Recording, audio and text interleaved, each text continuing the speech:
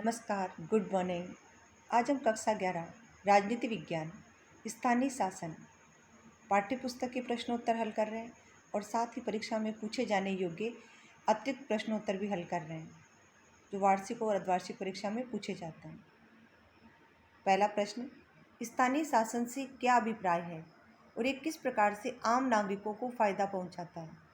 बेटा, गांव और जिला स्तर के शासन को स्थानीय शासन कहते हैं।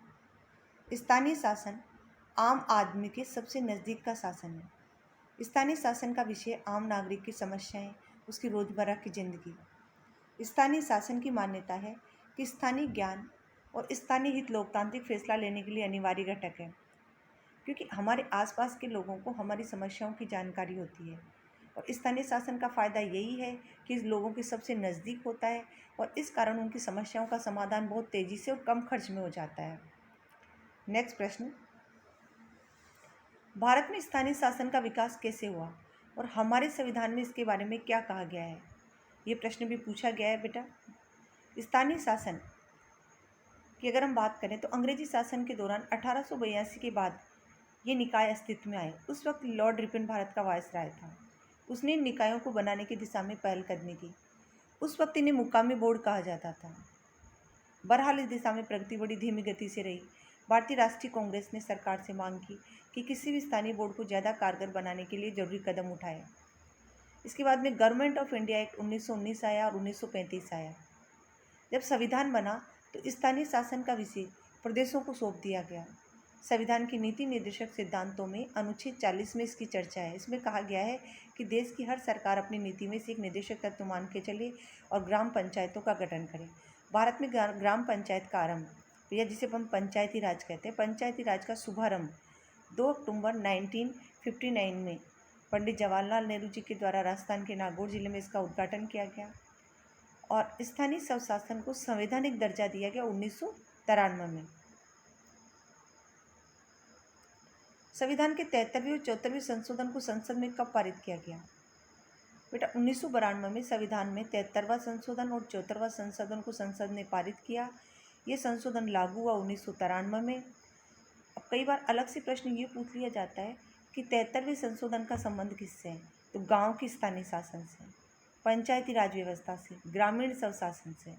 और 74वें संशोधन का संबंध किससे है? शहरी स्थानीय शासन से। 1993 में 73वें और 74वें संशोधन लागू हुए। 73वें संशोधन के कारण पंचायती राज व्यवस्था में आए बदलावों का वर्णन कीजिए। 73वें संशोधन के कारण पंचायती राज व्यवस्था में जो बदलाव आए, सबसे पहले त्रिस्तरीय बनावट। सभी प्रदेशों में पंचायती राज व्यवस्था का ढांचा त्रिस्तरीय है। पहले पायदान पर ग्राम पंचायत आती है और ग्राम पंचायत का मुखिया सरपंच कहलाता है।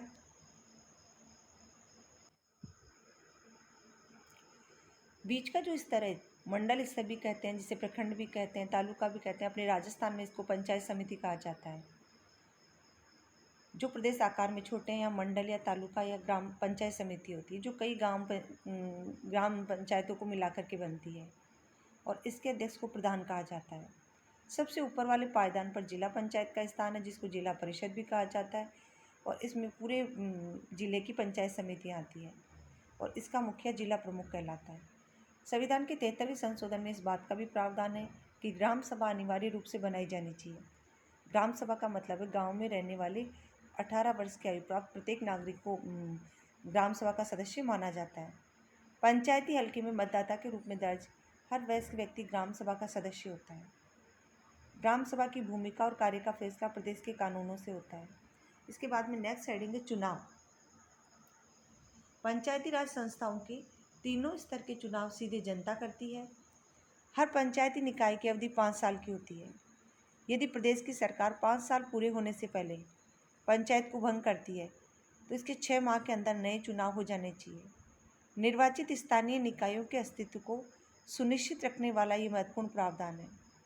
संविधान के 73वें संशोधन से पहले कई प्रदेशों में जिला पंचायती निकायों के चुनाव अप्रत्यक्ष रीति से होते थे और पंचायत संस्थाओं को भंग करने के तत्काल बाद चुनाव कराने का कोई प्रावधान नहीं था, लेकिन अब हर 5 साल से चुनाव करवाए जाते हैं।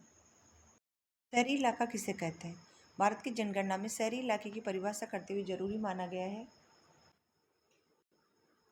कम से कम 5000 की जनसंख्या हो। इस इलाके के कामकाजी पुरुषों में कम से कम 75% खेतीबाड़ी के काम से अलग माने जाने वाले पेशे में हो। जनसंख्या का घनत्व कम से कम 400 व्यक्ति प्रति वर्ग किलोमीटर हो। नेक्स्ट प्रश्न, ग्राम पंचायत और नगर पालिकाओं में महिलाओं के आरक्षण के प्रावधान का वर्णन कीजिए। पंचायत और नगर पालिकाओं में महिलाओं के आरक्षण के प्रावधान किए गए। स्थानीय निकायों में महिलाओं को 1/3 आरक्षण दिया गया है। आरक्षण का प्रावधान अध्यक्ष और सरपंच जैसे पद के लिए भी है और इस कारण निर्वाचित महिला जनप्रतिनिधियों की एक बड़ी संख्या अध्यक्ष और सरपंच जैसे पदों पर आसीन हुई है। आज कम से कम 200 महिलाएं जिला पंचायतों के अध्यक्ष हैं। 200 महिलाएं तालुका पंचायत के अध्यक्ष हैं। ग्राम पंचायतों में महिला सरपंच की संख्या 80,000 से ज़्यादा है। नगर निगम में भी 30 महिलाएं मेयर हैं। नगर पालिकाओं में 500 से ज़्यादा महिलाएं अध्यक्ष पद पर आसीन हैं और इसका सबसे बड़ा फ़ायदा ये है कि महिलाओं का राजनीति में प्रतिनिधित्व बढ़ा है। अनुसूचित जाति और जनजाति के लिए आरक्षण को संविधान संशोधन ने अनिवार्य बना दिया। कैसे? अनुसूचित जाति और जनजाति के लिए आरक्षण को संविधान संशोधन ने अनिवार्य बना दिया। अधिकांश प्रदेशों ने पिछड़ी जाति के लिए आरक्षण का प्रावधान बनाया। भारत की जनसंख्या में 16.2% अनुसूचित जाति और 8.2% अनुसूचित जनजाति है और स्थानीय शासन के शहरी और ग्रामीण संस्थाओं के निर्वाचित सदस्यों में इन समुदायों के सदस्यों की संख्या लगभग 6.6 लाख है। इससे स्थानीय निकायों की सामाजिक बुनावट में भारी बदलाव आए हैं और ये निकाय जिस सामाजिक सच्चाई के बीच काम करें उस सच्चाई की नुमाइंदगी निकायों के जरिए ज़्यादा हो रही है।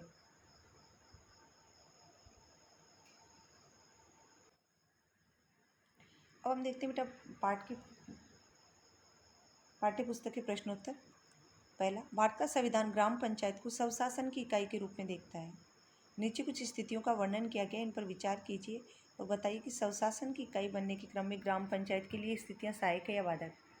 प्रदेश की सरकार ने एक बड़ी कंपनी को विशाल इस्पात संयंत्र लगाने की अनुमति दी। इस्पात संयंत्र लगाने से बहुत से गाँवों पर दुष्प्रभाव पड़ेगा।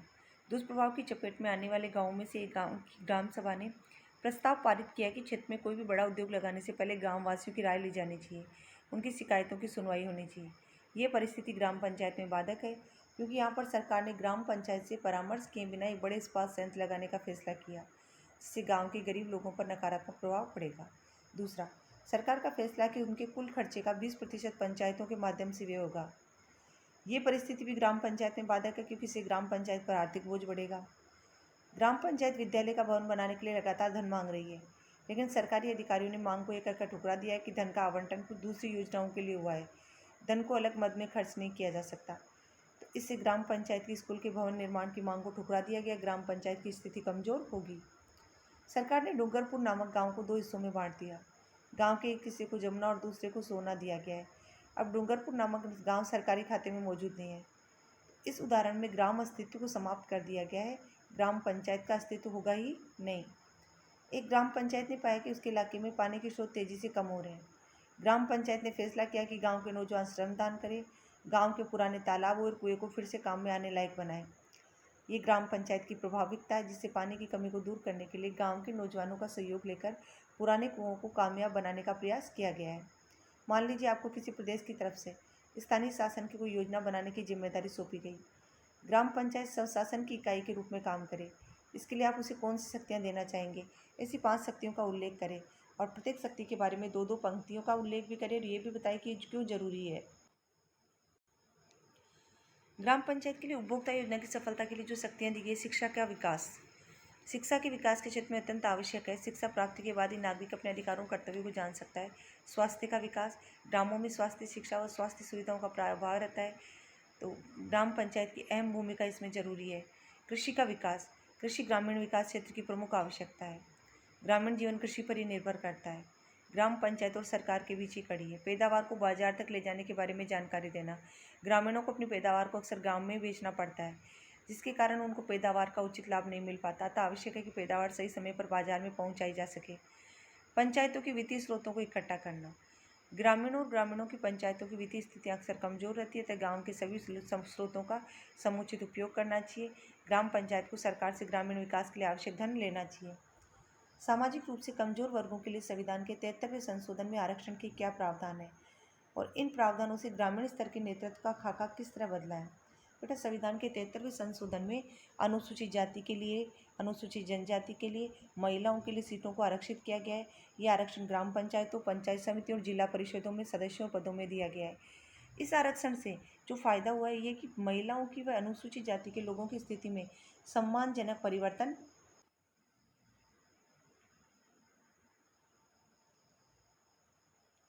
संविधान के 73वें संशोधन के पहले और संशोधन के बाद के स्थानीय शासन के बीच अंतर बताओ। 73वें संशोधन से पहले ग्राम पंचायतें सरकारी आदेशों के अनुसार गठित की जाती थी, परंतु 73वें संशोधन के बाद इनको संविधान में दर्जा दिया गया है। इनके खुद के कार्य हैं, इनकी पूरी रूपरेखा संविधान में लिखी गई है। 73वें संविधान संशोधन से पहले संस्थाओं के चुनाव नियमित नहीं होते थे, अप्रत्यक्ष रूप से होते थे, परंतु 73वें संशोधन के बाद चुनाव प्रत्यक्ष होते हैं, नियमित 5 साल से होते हैं। 73वें संविधान संशोधन से पहले महिलाओं के लिए आरक्षण का प्रावधान नहीं था, परंतु 73वें संशोधन के बाद महिलाओं को आरक्षण दिया गया है। पहले संस्थाओं के कार्यकाल अनिश्चित थे, परंतु अब निश्चित कर दिए गए। 73वें संशोधन से पहले संस्थाएं आर्थिक रूप से कमजोर थी, परंतु अब आर्थिक रूप से मजबूत है। नीचे लिखी बातचीत पढ़े, इस बातचीत में जो मुद्दे उठाए गए उसके बारे में अपना मत बताएं। आलोक कह रहा है हमारे संविधान में स्त्री और पुरुष को बराबरी का दर्जा दिया गया है। स्थानीय निकायों में स्त्रियों को आरक्षण देने से सत्ता में उनकी बराबरी की भागीदारी सुनिश्चित हुई है। नेहा कह रही है महिलाओं का सिर्फ सत्ता के पद पर काबिज होना ही काफ़ी नहीं है, ये भी जरूरी है कि स्थानीय निकायों के बजट में महिलाओं के अलग से प्रावधान हो। गणेश कह रहा मुझे तो आरक्षण का गोरख धंधा पसंद नहीं है। स्थानीय निकाय को चाहिए कि गांव के सभी लोगों का ख्याल रखे और ऐसा करने पर महिलाओं और उनके हितों की देखभाल अपने आप हो जाएगी। पिछले 55 वर्षों की स्थानीय संस्थाओं की कार्यशैली व ग्रामीण वातावरण के अध्ययन से स्पष्ट होता है कि इन स्थानीय संस्थाओं में महिलाओं का व अनुसूचित जाति के लोगों का इनकी संख्या के अनुपात में प्रतिनिधित्व नहीं हुआ। जो प्रतिनिधित्व था बहुत कम था। 73वें और 74वें संविधान संशोधन के आधार पर महिलाओं और अनुसूचित जाति के लोगों को ग्रामीण व शहरी स्थानीय संस्थाओं में 1/3 आरक्षण दिया गया है, जिससे महिलाओं की व अनुसूचित जाति की सामाजिक और राजनीतिक स्थिति में परिवर्तन आया है। इनमें एक विश्वास उत्पन्न हुआ है, क्योंकि इस आरक्षण से इन वर्गों की स्थानीय संस्थाओं में भागीदारी निश्चित हुई है। महिला सशक्तिकरण को भी बल मिला है। स्थानीय संस्थाएं प्रशासन की इकाई है जिनको आर्थिक रूप से मजबूत बनाने की आवश्यकता है और इसके लिए स्थानीय स्रोतों का उपयोग किया जा सकता है। केंद्र और प्रांतीय सरकारों को इन स्थानीय संस्थाओं पर अधिक ध्यान देना चाहिए। 73वें संशोधन के प्रावधानों को पढ़े। ये संशोधन निम्नलिखित सरोकारों में किससे ताल्लुक रखता है? पद से हटा दिए जाने का भय जनप्रतिनिधियों को जनता के प्रति जवाबदेह बनाता है। भूस्वामी, सामंत और ताकतवर जातियों का स्थानीय निकायों में दबदबा रहता है। ग्रामीण क्षेत्रों में निरक्षरता बहुत ज़्यादा, निरक्षर लोग गांव के विकास के बारे में फैसला नहीं ले सकते। प्रभावकारी साबित होने के लिए ग्राम पंचायतों के पास गांव की विकास योजना बनाने की शक्ति और संसाधन का होना जरूरी है। सही ऑप्शन है आपका घ।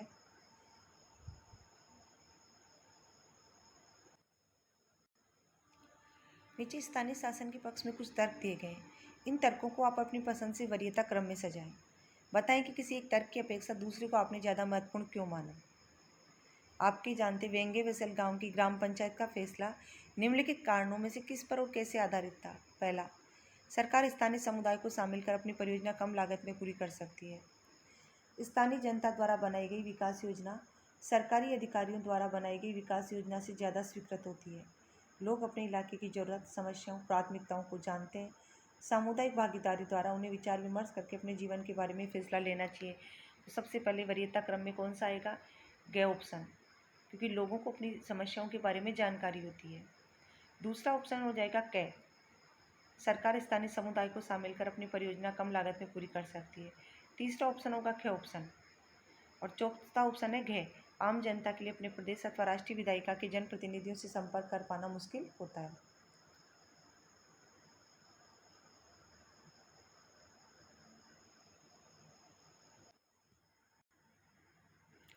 आपके अनुसार निम्नलिखित में से कौन सा विकेंद्रीकरण का साधन है? शेष को विकेंद्रीकरण के साधन के रूप में आप पर्याप्त विकल्प क्यों नहीं मानते? ग्राम पंचायत का चुनाव करना, गांव के निवासी खुद तय करें कि कौन सी नीति और योजना गांव के लिए उपयोगी है, ग्राम सभा की बैठक बुलाने की ताकत, प्रदेश सरकार ने ग्रामीण विकास की एक योजना चला रखी है, प्रखंड विकास अधिकारी ग्राम पंचायत के सामने एक रिपोर्ट पेश करता है कि इस योजना में कहाँ तक प्रगति हुई। उत्तर, सबसे पहले अपन चुनते खंड है। इसमें शक्तियों के विकेंद्रीकरण की स्थिति है जिसमें गांव के लोग स्वयं तय करते हैं कि कौन सी परियोजना उनके लिए उपयोगी है। अन्य उदाहरणों में विकेंद्रीकरण की स्थिति प्रतीत नहीं होती। पहला ऑप्शन ग्राम पंचायत के चुनाव से संबंधित है। ऑप्शन नंबर ग ग्राम सभा की बैठक बुलाने की स्थिति है। ऑप्शन नंबर घ वीडियो प्रोजेक्ट के बारे में प्रकृति रिपोर्ट मांगी है, तो ये भी विकेंद्रीकरण के बारे में नहीं है। कुछ मुख्य बिंदुओं की चर्चा करते हैं। सन 1993 में स्थानीय शासन की संस्थाओं को संवैधानिक दर्जा दिया गया। संसद में 1992 में पारित हुआ और 93 में संवैधानिक दर्जा। गवर्नमेंट ऑफ इंडिया एक्ट 1919 के बनने पर अनेक प्रांतों में ग्राम पंचायत बनाए गए। 1992 में संविधान में 73वां और 74वां संशोधन पारित किया गया। संविधान का 73वां संशोधन गांव के स्थानीय शासन से जुड़ा, ये प्रश्न पूछे जाते हैं और इनका संबंध पंचायती राज व्यवस्था से है। संविधान का 74वां संशोधन शहरी स्थानीय शासन से जुड़ा हुआ है। 1994 में पॉपुलर पार्टिसिपेशन लॉ के तहत विकेंद्रीकरण के कारण सत्ता स्थानीय स्तर को सौंपी गई। 74वें संशोधन में संविधान के 73वें संशोधन का ही दोहराव है, लेकिन 74वां संशोधन शहरी निकायों से संबंधित है। भारत की जनसंख्या में 16.2% अनुसूचित जाति और 8.2% अनुसूचित जनजाति है। इसके अलावा महिलाओं को 1/3 आरक्षण दिया गया है। बोलीविया में 314 नगर पालिकाएँ हैं। नगर पालिकाओं की अगुवाई जनता द्वारा निर्वाचित महापौर करते हैं। महापौर के साथ एक नगर पालिका परिषद भी होती है और जो नगर निगम होता है उसके अध्यक्ष को मेयर कहा जाता है। 73वें संशोधन के अनुसार भारत के सभी प्रदेशों में पंचायती राज व्यवस्था का ढांचा त्रिस्तरीय है।